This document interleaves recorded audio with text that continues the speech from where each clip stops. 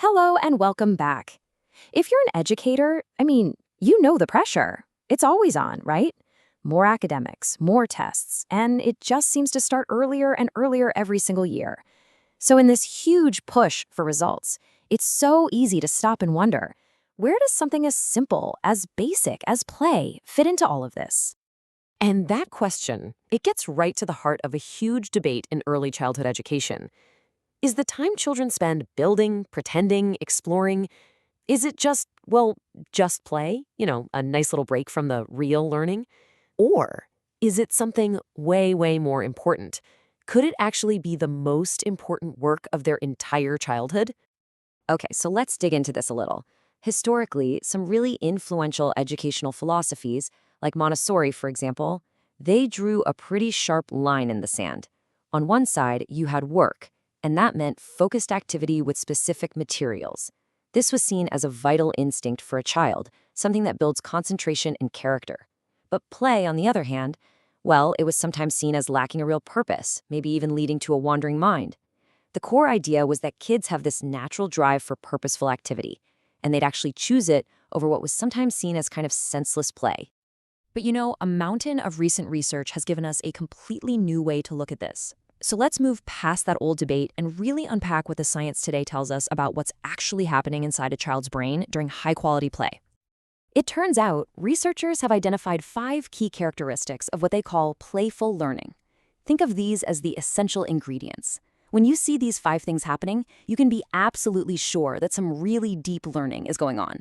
It is so much more than just play. Let's break them down. First up, it has to be joyful. And this is so much bigger than just being happy. Joy is literally the emotional engine of learning.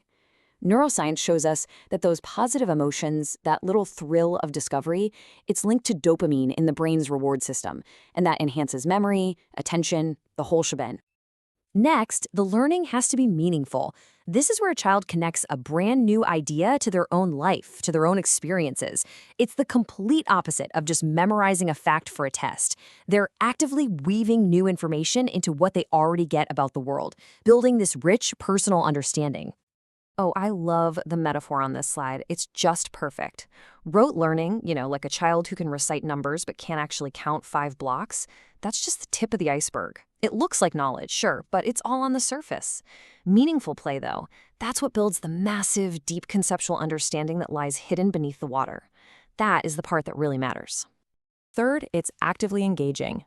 And here's the key. This is about being minds-on, not just hands-on. A child could be sitting perfectly still, but their mind is completely lit up, totally immersed in what they're doing. This state of deep focus, it's like a powerful workout for their executive functions, the brain's air traffic control system. Fourth on our list is iterative. And this one is my favorite. Basically, think of play as the scientific method, but for kids. It's this safe little lab where they can try something, see what happens, and then try it again. What if I put the big block on top?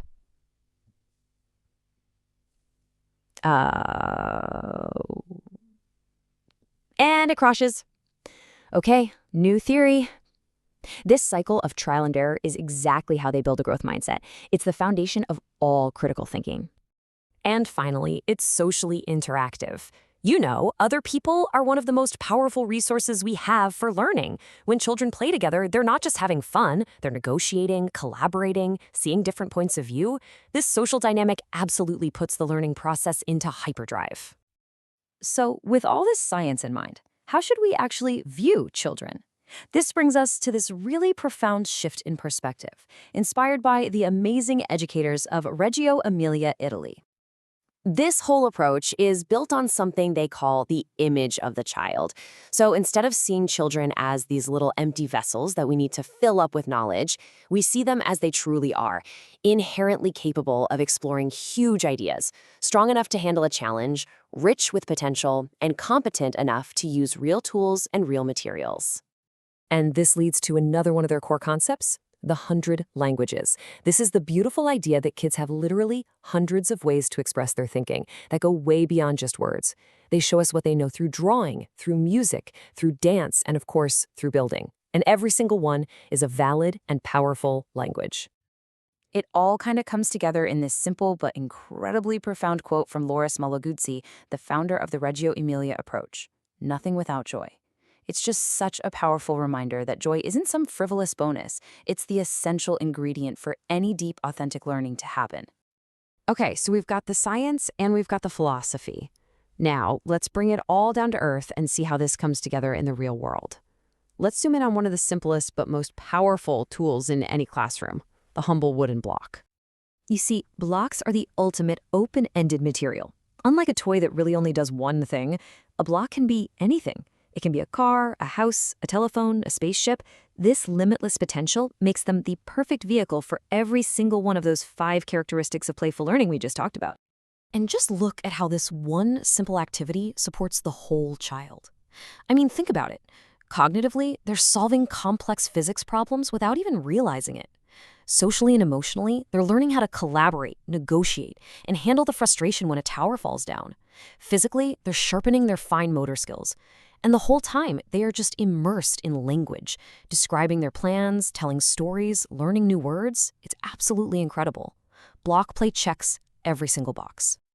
So, where does all this leave us? After looking at the history, the science, and the practice, we end up with a very clear and honestly a very exciting invitation. Ultimately, this lets us reframe that whole debate we started with. It's not work or play. The most powerful way to see it is that play is the work of the child. It's the primary, most natural, and most effective way that they make sense of their world. And the takeaway from all this? It's simple, but it's totally transformative. As educators, as parents, our mission is to intentionally and purposefully build more high-quality play into every child's day. So what does that actually look like? Well, it means committing to daily opportunities for block play. It means choosing open-ended materials over those single-use toys. And it means confidently advocating for the power of play to anyone who might still see it as just a break. Because when we give children a pile of blocks and the time to explore, we're not just giving them a toy. We're giving them the tools to build their own understanding and a foundation for a lifetime of joyful learning.